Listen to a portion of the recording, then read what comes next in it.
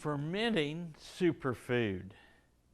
Another superfood comes to us through the process of fermentation. It comes in a variety of forms and shapes, but why do we ferment? There are nearly 100 trillion bacteria, fungi, viruses, and other organisms that comprise the body's microflora, the organisms that make up who I am. Bacteria outnumber body cells 10 to 1. Viral bacteriophages outnumber bacteria 10 to 1. In other words, viral bacteriophages are 100 to 1 ratio to the body cells. 80% of our immunity originates in our gut, in our intestinal tract.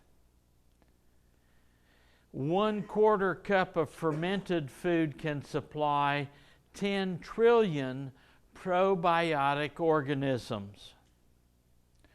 This is a real problem to us in this day and time because of such things as immunity in general.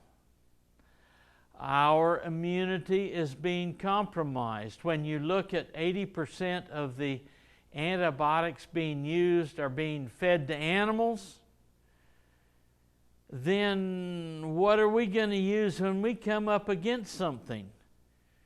The antibiotics have been impinged on by nature to develop something that can survive. In spite of the antibiotics, that's natural selection. And if we waste it out there, what are we going to have when we need it? The history of fermented food. During the Roman times, people ate sauerkraut because of its taste and benefits to their overall health. Sauerkraut is basically lactobacillus. There are various strains of bacteria in sauerkraut. Because of the salt content, only certain bacteria can survive and thrive, and that's what gives us sauerkraut. In ancient Indian society, it became commonplace, and still is, to enjoy a before-dinner yogurt drink called a lassi. These Indian traditions were based on the principle of using sour milk as a probiotic delivery system to the body. What's another fermented food that we eat on a regular basis? What about buttermilk? Is that there? Bulgarians are known both for their health and their high consumption of fermented milk and kefir. Asian cultures, pickled fermentation of cabbage, turnips, eggplant, cucumbers, onions, squash, and carrots still exist today. And people of the Ukraine consume probiotics from foods like sauerkraut, raw yogurt, and buttermilk. Let me hasten to say that these fermented foods were not processed. Many of our fermented foods today are processed through a heat process to preserve them, to stop that reaction of decomposition, fermentation from happening. But when you heat it, you kill the probiotic nature, the actual organisms in it. So I want unheated. I want the natural stuff because I want all those probiotics. So what do? There are all sorts of diseases that are influenced by autoimmunity and inflammatory diseases and conditions. Multiple sclerosis, type 1 diabetes, rheumatoid arthritis, osteoarthritis, chronic skin conditions, degenerative conditions, inflammatory bowel diseases, myalgic encephalitis, allergic and atopic conditions, ulcerative colitis, Crohn's disease, urinary conditions, fibromyalgia, chronic fatigue syndrome, kidney problems, and lupus all can come influenced by our intestinal microflora. So, the answer to the modern food pyramid on the 7th level is to get cultured, or at least fermented in some way or other, kraut, kimchi, kefir, yogurt, kombucha, Rejuvelac, miso, namasoyu. Take your pickle. Whichever it is, just make sure it's a natural one and not heated and the bacteria, the beneficial bacteria, killed. Why are probiotics so vital to your health? Well, remembering that they are 80% of our immunity, they aid us in digesting food, particularly hard to digest foods, and foods to which some individuals are more sensitive. Since I have begun changing my diet and I eat natural sauerkraut, I find that those things that would give me gas or acid reflux, I can control by either alkaline water or fermented food. And I can take that sauerkraut and I can hide it in mashed potatoes. You cook and mash the potatoes and they can still be warm when you introduce the live and active culture of sauerkraut into them, and you don't kill off like it would if you put it in first and cooked it with it. So you introduce that live culture into it.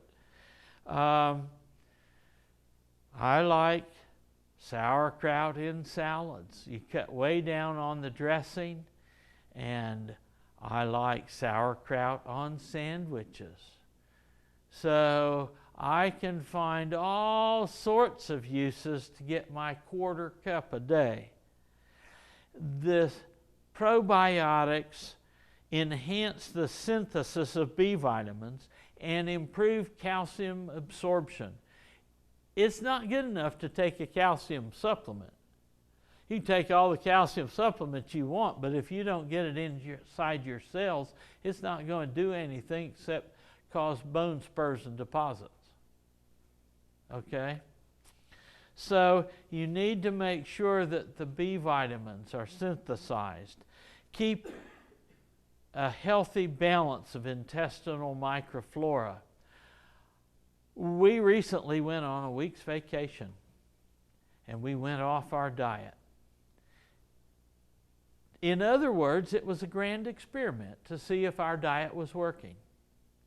And we found out that it was working.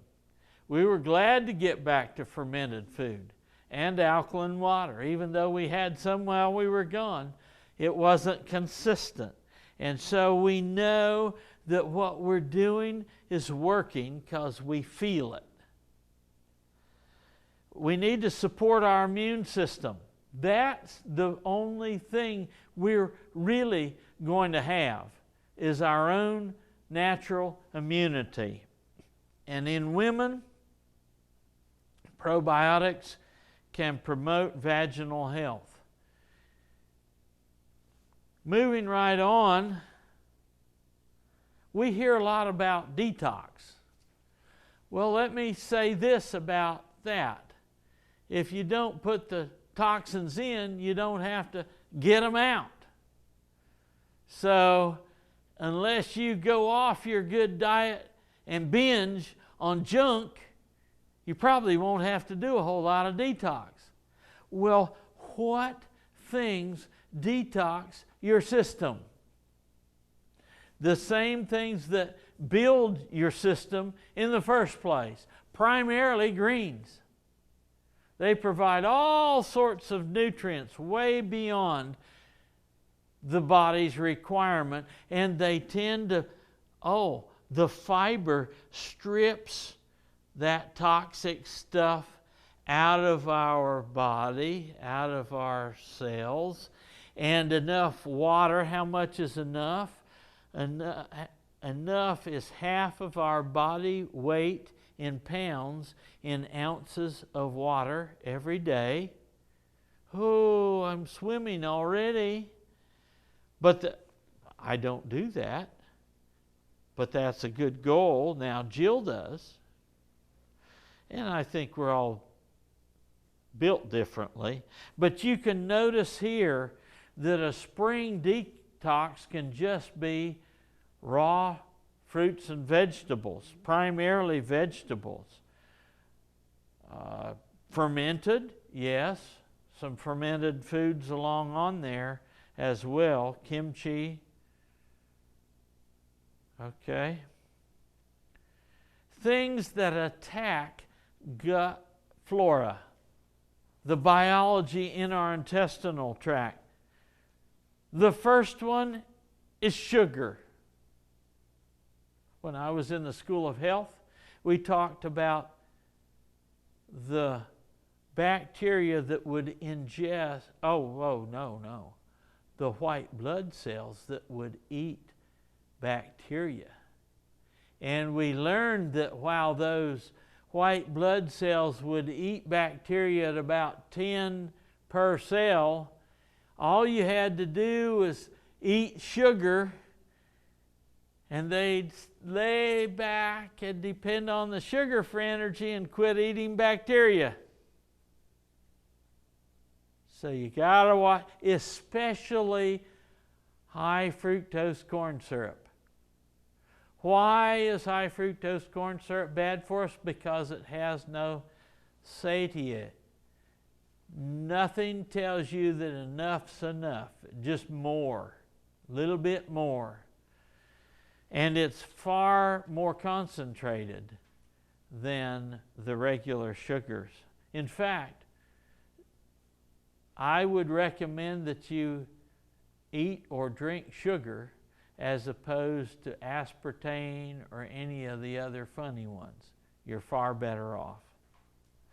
Genetically engineered foods attack gut flora, and they do the very same thing in our intestinal tract.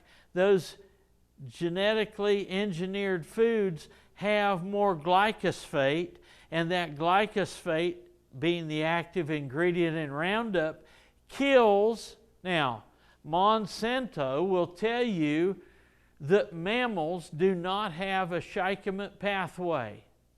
And that's true. We do not. But you remember I told you that for every cell in my body there were 10 bacteria? The bacteria have a shikement pathway. And that changes, alters sequesters the minerals, kills off those. And the food that we eat, we don't even get as much nutrition from because the minerals are sequestered.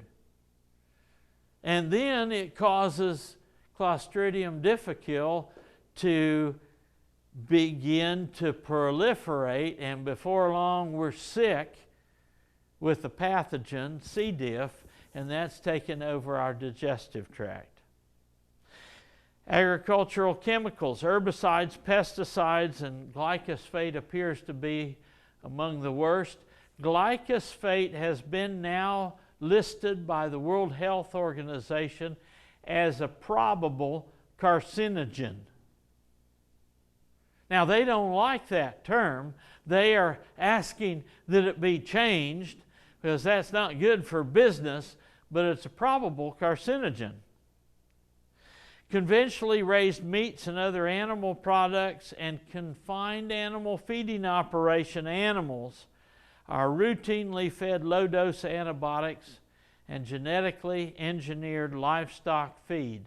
And some of the veterinarians will tell you that all they have to do to get the herd straightened out is change them from genetically modified feed back to decent whole feed, and it straightens out the health of the whole herd.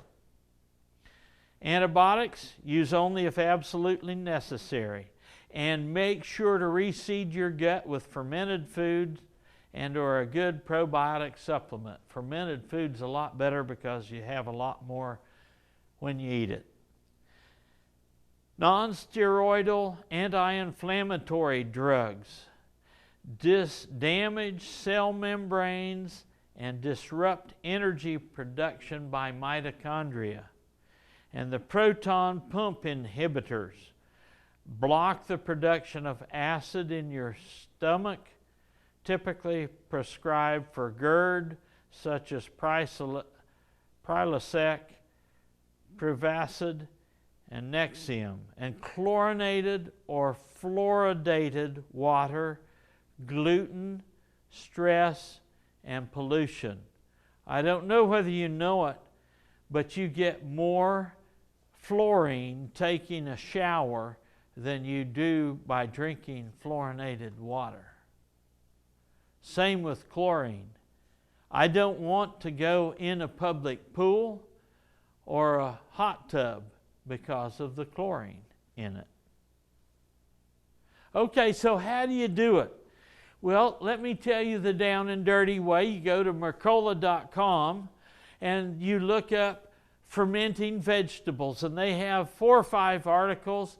They have a pretty gal that tells you how to do it in articles, but here it is. Shred the following organic vegetables: 2 to 3 heads of cabbage, preferably purple. Why purple? More food value. The more the color, this is a principle, the more colorful, the more food value. That goes for lettuce too. The darker the green, the more food value. 10 to 15 carrots, preferably purple. You've seen purple carrots? More food value.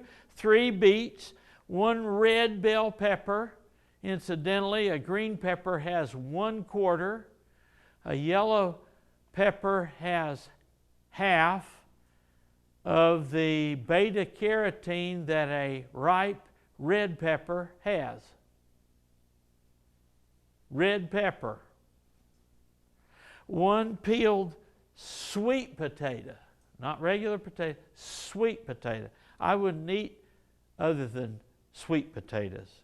1 Granny Smith apple, 6 cloves of garlic, 1 bunch parsley as a cleanser, 2 to 4 inches of ginger. The studies now show that ginger in its dried and raw state can be up to 10,000 times more effective than tamoxifen against some cancers.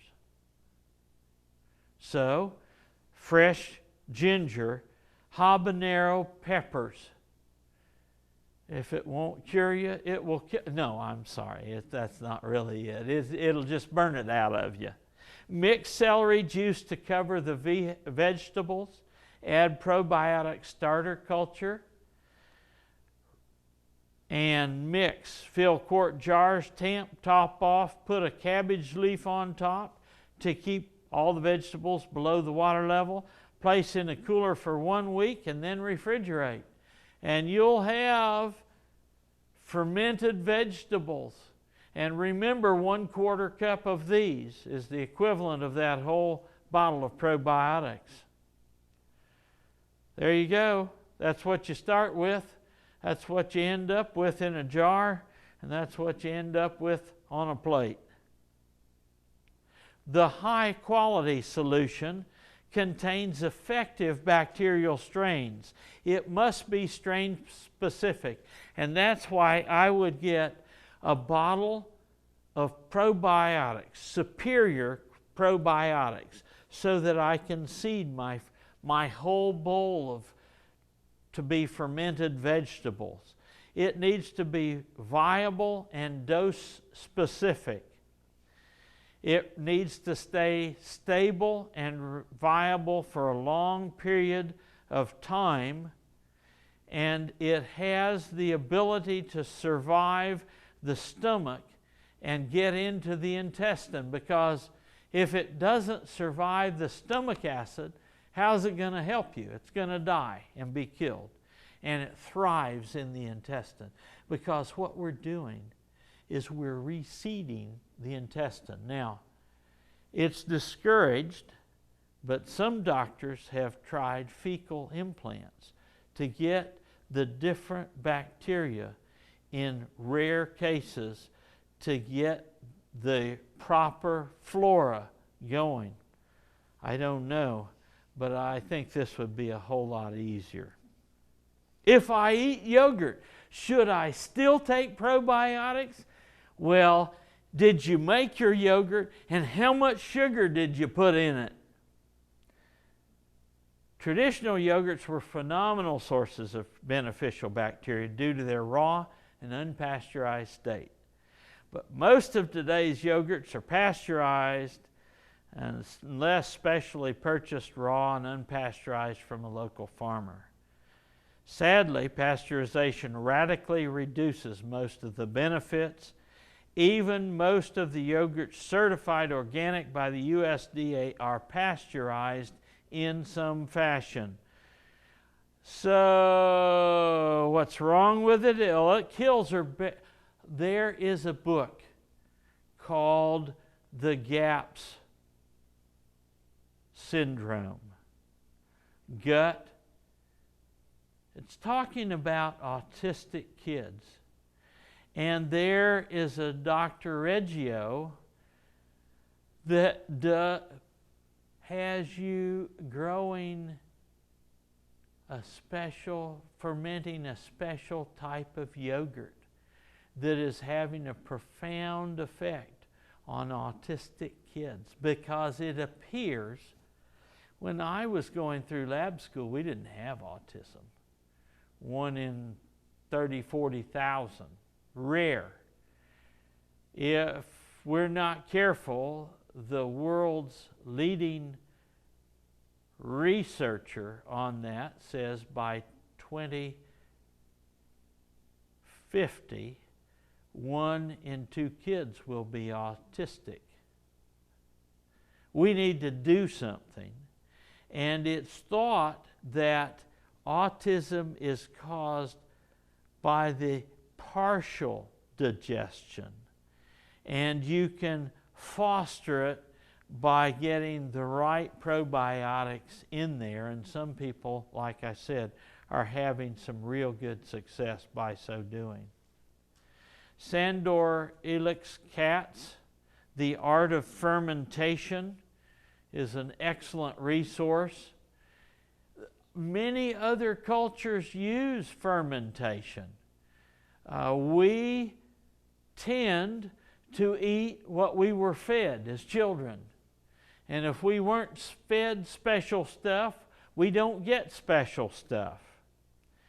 There are a lot of resources. You'll notice that all 4 of these, after the Google and the YouTube of resources, and you can find YouTube videos on fermenting vegetables, but all the other 4 are from Mercola.com, Dr. Joseph Mercola's website.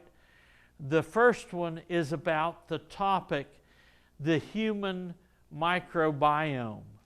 And that's where they get the fact that 80% of our immunity is within the gut. We need to understand that and take care to preserve our gut bacteria. And then it talks about fermented vegetables. The article by McBride and Behringer McBride is the gal who wrote the book. She had an autistic child. She's a Russian-trained physician who practices in the UK and does an international practice of helping autistic children and their families adjust with probiotics and diet and getting their digestion back so that they can get their nutrition and hence their immunity. And then the other one is entitled, Turns Out Bacteria in Your Gut Divides People into 3 Groups. And I'll leave you to see what those 3 groups are. But my suggestion is to you, don't dive in all at once. Be very careful, but don't buy yogurt from the store and think you're doing something great and grand. So again, I would suggest going to your farmer and getting good vegetables. And then if you want good vegetables when they're not being grown, you can ferment them. You've been given the recipes, and you can go, you can even watch the videos and see how you're supposed to do it. You can get a vegetable shredder and shred them up in short order. I have a friend that several years ago had adult onset polio and Lyme's disease, is fermenting his own vegetables. I began to help him with some of these, be interested in some of these topics. And he said, you know, I remember my grandmother used to ferment vegetables. She had big crocks, and we'd eat out of those all winter. Well, I've seen that done. And so he began to get the vegetables, and he began to ferment them, and that's what he eats, and he's markedly better for the eating of them. So my encouragement to each of us is very carefully, yes, sprouting may be new to us, but we can get a lot more nutrition that way. We can get off-season nutrition through fermented vegetables. And we don't have to like sauerkraut and eat sauerkraut. That's not the only fermented vegetable. You can ferment other vegetables, and there are other fermented foods that you can eat and gain off-season nutrition along with your greens and those things that we can collect from our gardens as well as get out of our storage.